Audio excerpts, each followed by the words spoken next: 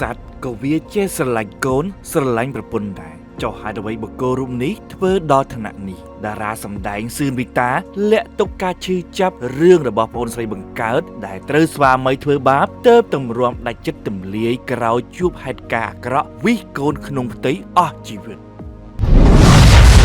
ចង់បានស្បែកសឲ្យមានសុវត្ថិភាពចាំខ្ញុំនាំជាមួយនឹងលេធាមវាយមេប្រាក់ជាមួយនឹងស្ប៉ាស្បែកមាសបងប្អូនប្រើទាំងពីរមុខនេះចូលគ្នាជួយពន្លឺស្បែកយ៉ាងឲ្យសលឿនសបែបមានសុវត្ថិភាពមានសំណើមភ្លឺចេញពីខាងក្នុងតែម្ដងដែលបានផលលេធាមវាយមេប្រាក់ហើយគឺស្បែកសមាត់រលោងសបែបមានសុខភាពល្អនិងជួយព្យាបាលស្បែកខូចជាពិសេសគឺស្បែកដែលងាយរងប្រតិកម្ម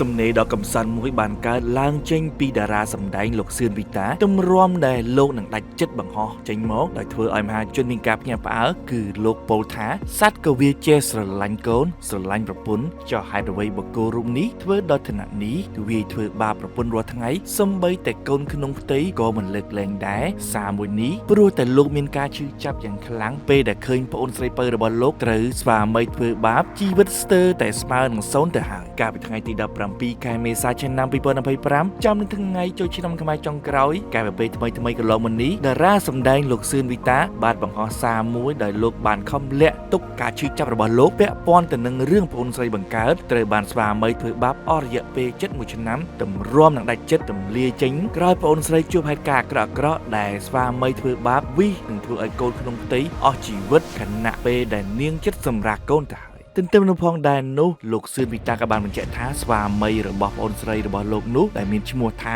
ភៀនសុភាពកំពុងតែបម្រើការងារនៅក្នុងខេត្តសៀមរាបបានធ្វើបាបប្រពន្ធរហូតបង្កការរំខានដល់អ្នកជិតខាងស្ទើររាល់ថ្ងៃដោយមានសាក្សីជាច្រើនបានដឹងឮនឹងឃើញដោយបុគ្គលរូបនេះបានធ្វើបាបដល់ប្អូនស្រីរបស់លោកជាមួយគ្នានៅផងដែរលោកសឿនវិតាក៏បានស្នើសុំដល់សមត្ថកិច្ចពាក់ព័ន្ធនិងក្រសួងមានអំណាចមេត្តាជួយដល់ប្អូនស្រីរបស់លោកឲ្យទទួលបានយុត្តិធម៌ផងសម្រាប់នារីទុំសោយដែលត្រូវបានស្វាមីធ្វើបាបវិសនឹងអស់ជីវិតទាំងកូននិងម្ដាយចេះសំណាងនាងលួចរត់មកស្រុករកម្ដាយតន់មិនដូច្នេះទេមិនដឹងថាមានរឿងអាក្រក់អ្វីកើតឡើងនោះឡើយក្រោយពីប្អូនស្រីពៅរបស់លោកដែលមានឈ្មោះថាស្រីច័ន្ទបានសម្រាកកូនរួចរាល់ដោយសុវត្ថិភាពនៅឯមន្ទីរពេទ្យមួយក្រុងភ្នំពេញហើយនោះតារាសម្ដែងលោកសឿនវិតាក៏បានទម្លាយនិយាយរៀបរាប់យ៉ាងលម្អិតឲ្យដឹងថា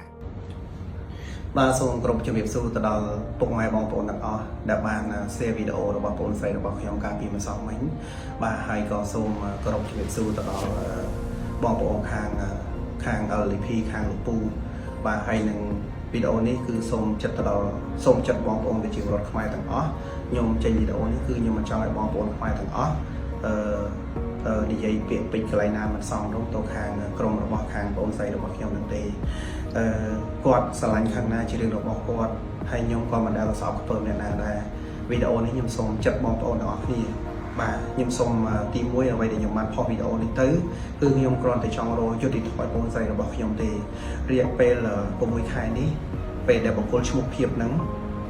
បាទបានវាយធ្វើបាបគាត់បាទបង្ខំគាត់ឲ្យទៅយកកូនចេញហ្នឹងដោយសារតែខ្ញុំបានដឹងរឿងទាំងអស់ពេលដែលខ្ញុំដឹងភ្លាមខ្ញុំក៏មានចិត្តមួយចង់ទៅរកបុគ្គលម្នាក់ហ្នឹងប្រឹងសមត្ថកិច្ចទៅចាប់ទៅប្តឹងដូចគ្នាដែរកាលពីគាត់ធ្វើបាបបងស្រីរបស់ខ្ញុំហ្នឹងតែអ្វីដែល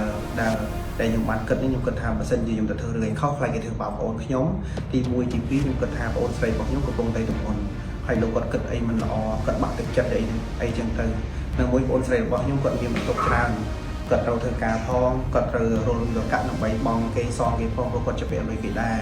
ចឹងហើយរយៈពេល6ខែនេះជីវិតបងស្រីរបស់ខ្ញុំបានដឹងរឿងរបស់គាត់គឺគាត់បានធ្វើការម្នាក់ឯងគាត់ពោះម្នាក់ឯងបាទហើយគាត់ត្រូវរកាក់ដើម្បីគុតគង់សន្សំដើម្បីសម្រាប់កូននេះផងហើយម្សិលមិញនេះដោយសារតែខ្ញុំឃើញទស្សនវិជ្ជាប្អូនរបស់ខ្ញុំពិបាកខ្លាំងពេកគាត់ឈឺពោះគាត់ដេកគាត់យំហើយខ្ញុំនឹកឃើញទស្សនវិជ្ជាទៅដល់បុគ្គលម្នាក់នឹងដែលប្រើអំពើហិង្សាលើប្អូនស្រីរបស់ខ្ញុំហើយមិនមែនតែម្ដងទេបងប្អូនទាំងគ្នាគឺច្រើនដងហើយពុកម៉ែបងប្អូនខ្ញុំបានដឹងទាំងអស់ហើយពួកយើងមិនហ៊ានលូកដៃជួយទេយើងគិតថាជីវិតប្តីប្រពន្ធរបស់គេយើងមិនហ៊ានជួយទេតែមួយរយៈក្រោយនេះដោយសារតែប្អូនស្រីរបស់ខ្ញុំទម្ងន់3ខែគាត់ក៏បានប្រើអំពើហិង្សាដាក់ប្រពន្ធរបស់គាត់ទាត់យកទៅពោះទេ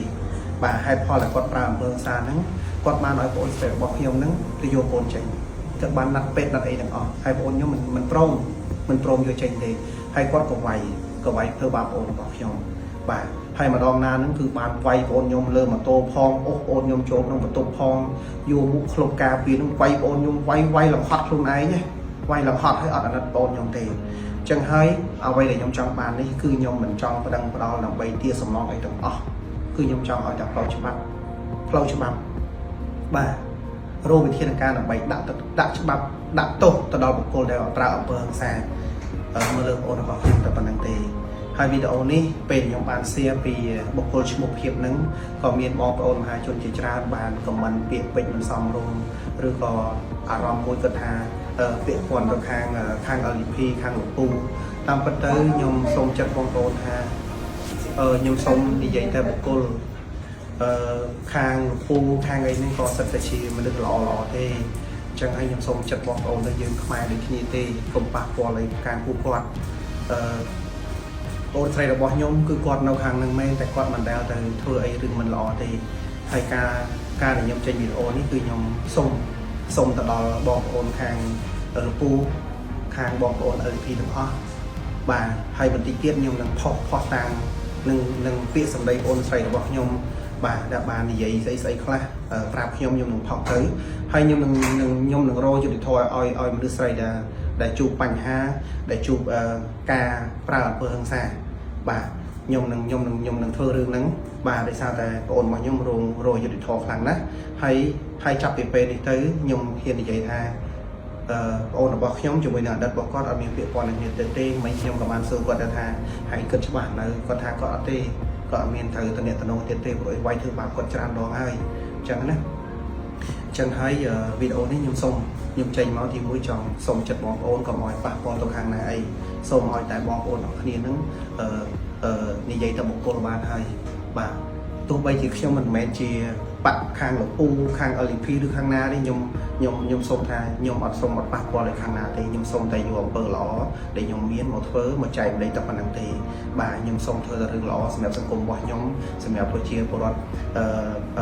ខ្ញុំជាពលរដ្ឋខ្មែរខ្ញុំធ្វើតែរឿងល្អដល់សង្គមតែប៉ុណ្្នឹងទេអ្នកណាខុសយើងថាខុសអ្នកណាត្រូវយើងថាត្រូវតែប៉ុណ្្នឹងទេសូមចិត្តបងប្អូនសូមចិត្តបងប្អូនដល់គ្នាថាបើខ្ញុំនិយាយបុគ្គលយើងនិយាយទៅបុគ្គលបានហើយកុំប៉ះពាល់អ្នកល្អអីអរគុណច្រើនបងប្អូនSBC 369 website មានហ្គេមសប្បាយច្រើនបើមន់ជុលបៀបាការ៉ាត់បើ account ទទួលបាន 5% ធានានៅសុវត្ថិភាពខ្ពស់ 100%Healthy, living on your plate brings love home, don't hesitate. Hinoki omakase Cambodia for your healthy, for your family. For your healthy, for your family. Hinoki Omakase Cambodia.